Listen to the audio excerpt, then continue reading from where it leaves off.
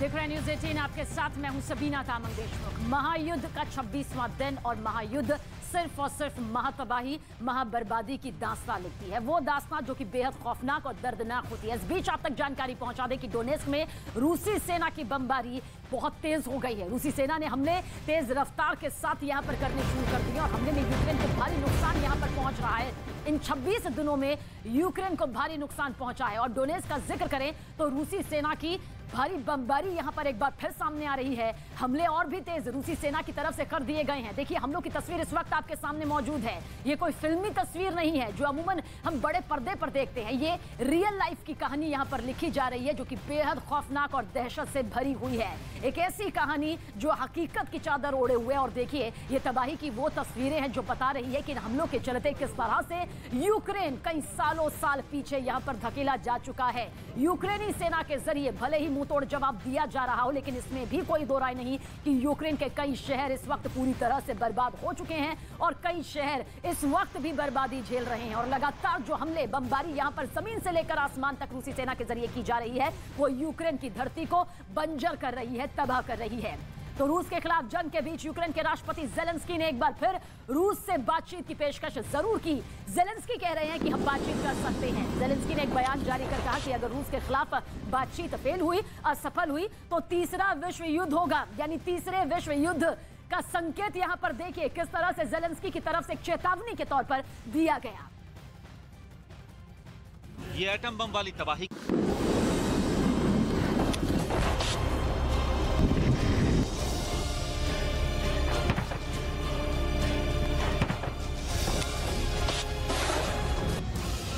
Kharkiv, leave पर बरस रहे बम तो सिर्फ ट्रेलर हैं। ये एटम बम वाली तबाही की तस्वीर है। सोचिए अगर यूक्रेन पर परमाणु हमला हुआ तो मंजर कितना तबाही वाला होगा। दूसरे विश्व युद्ध में अमेरिका ने जापान के हिरोशिमा और नागासाकी पर एटम बम गिराया था। वहाँ एटम बम से जो तबाही हुई थी उसके जख्म आज भी नहीं भरे हैं। तो क्या ऐसा ही जख्म रूस यूक्रेन को दे सकता है? सवाल यही है कि क्या यूक्रेन पर रूस परमाणु हमला कर सकता है? दुनिया को इसी बात का डर है। इस डर का इजहार खुद यूक्रेन के राष्ट्रपति ज़ेलेंस्की ने भी किया है। मैं रूस से बातचीत के लिए तैयार हूं, लेकिन ये बातचीत अगर किसी नतीजे पर नहीं पहुंची, बातचीत फेल हुई, तो इसका मतलब तीसरा विश्व युद्ध होगा। रूस पहले ही धमकी दे चुका है कि तीसरा विश्व युद्ध होगा तो इसमें परमाणु हथियारों का इस्तेमाल होगा। इस बीच France, Germany, Australia, Japan, America एक एक कर रूस पर प्रतिबंध लगा रही है, लेकिन पुतिन की सेना रोज हमले को और घातक बना रही है।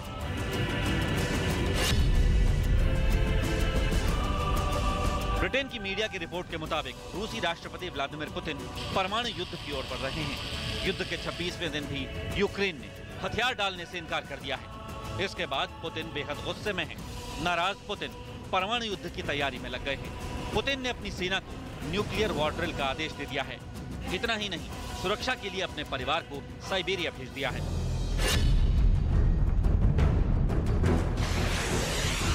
रूस के पास जल, थल, नभ से किसी भी देश पर मिसाइल हमला कर पाने की परमाणु क्षमता है। रूस समंदर के अंदर छुपकर अपनी पनडुब्बी से परमाणु हमला कर सकता है। रूस अपने Tu-160 बमवर्षक से आसमान से परमाणु हमला कर पाने में सक्षम है। इसके अलावा रूस के पास परमाणु हमला करने में सक्षम अत्याधुनिक स्तर के बैलिस्टिक मिसाइल हैं।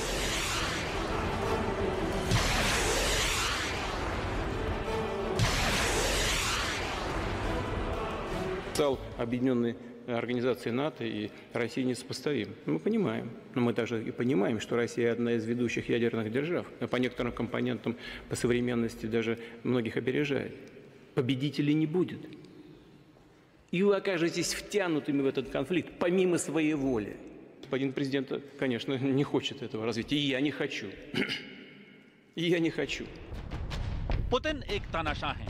कोई भी तानाशाह कभी हारना नहीं चाहता, और अगर यूक्रेन में रूस की हार होने लगी तो एक तानाशाह जीतने के लिए कुछ भी कर सकता है, और कुछ भी में सब कुछ शामिल है। रूस लगातार यूक्रेन को धमकियां दे रहा है। अगर रूस अपना मीडियम पावर यानी 100 किलोटन ताकत वाला परमाणु बम यूक्रेन की राजधानी कीव पर गिरा दे तो आग के चलते 1 किलोमीटर तक सब कुछ जलकर खाक हो जाएगा। एयर ब्लास्ट 1 के बाद 3.5 किलोमीटर तक झटके महसूस होंगे। 10 किलोमीटर तक रेडिएशन फैल जाएगा जो न सिर्फ जानलेवा होगा बल्कि पीढ़ियों को बीमार कर देगा। 5 लाख से ज्यादा लोग मारे जाएंगे। एयर ब्लास्ट 2 में 14 किलोमीटर तक इमारतें ध्वस्त हो जाएंगी। 48 किलोमीटर तक थर्मल रेडिएशन का असर होगा। 15 से 27 लाख लोग रेडिएशन की चपेट में आएंगे। एयर ब्लास्ट 3 के बाद 94 किलोमीटर तक खिड़कियों के शीशे टूट सकते हैं। 100 किलोमीटर के दायरे तक तबाही मचेगी। अगर पुतिन परमाणु युद्ध का आदेश देते हैं तो रूस की सेना जमीन से भी यूक्रेन में भारी तबाही मचा सकती है। रेडिएशन लाखों लोगों की मौत की वजह बनेगा। रेडिएशन के चलते लोगों में उल्टी, मितली, ब्लीडिंग, दस्त या इससे भी घातक लक्षण दिखेंगे। करीब 48 किलोमीटर तक के इलाके में लोगों को 3rd डिग्री बर्न होने की आशंका होगी। विस्फोट से 200 किलोमीटर की दूरी तक खिड़कियां टूट जाएंगी। कई लोगों के सदमे के चलते मरने का खतरा है। यूरोप से आने वाली कई रिपोर्ट्स में यह भी दावा किया जा रहा है कि पुतिन यूक्रेन को डराने के लिए यूक्रेन के अंदर किसी ऐसी जगह पर परमाणु हमला कर सकते हैं जहां 10 किलोमीटर के दायरे में कोई भी आबादी न हो। लेकिन ये भी बहुत जोखिम भरा फैसला है।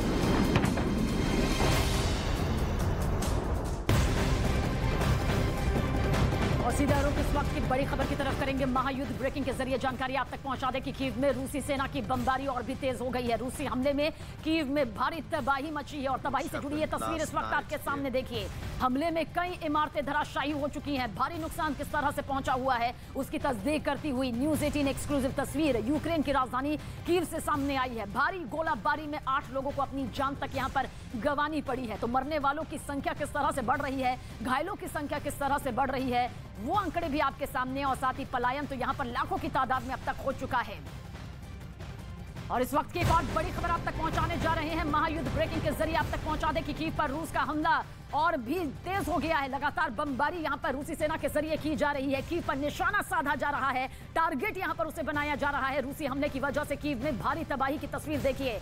इसकी तस्वीर के जरिए आप देख सकते हैं इमारतों को भारी नुकसान कैसे पहुंचा हुआ है। वो नींव जिसे हिलाना भी मुमकिन नहीं था उसे रॉकेट के जरिए, मिसाइलों के जरिए, भारी गोलाबारी के जरिए नेस्तनाबूद कर दिया गया है। लोगों को सुरक्षित जगहों पर पहुंचाना भी एक बड़ी जिम्मेदारी है और चुनौती भी, क्योंकि खतरा हर कदम पर यूक्रेन की धरती पर, यूक्रेन की जमीन पर मौजूद है। और इस बीच लोगों की जिंदगियों को महफूज करने की कोशिश भी की जा रही है। राहत और बचाव का काम भी जारी है ताकि जो लोग मलबे के नीचे दबे हुए हैं उनकी जिंदगी सुरक्षित की जा सके। खुले आसमान के नीचे इस वक्त बेबसी की तस्वीर देखिए किस तरह से दिखाई दे रही है। ये वो बेबसी है जो खामोश जरूर है लेकिन चीख चीख कर बता रही है कि अगर ये युद्ध यूं ही चलता रहा तो यूक्रेन को और भी ज्यादा तबाही यहां पर रूसी हमले में झेलनी पड़ेगी। यूक्रेन की तरफ से भले ही जवाब दिया जा रहा हो लेकिन जो नुकसान यहां पर यूक्रेन को झेलना पड़ रहा है उसकी भरपाई अभी कई पीढ़ियों को यहां पर करनी पड़ेगी।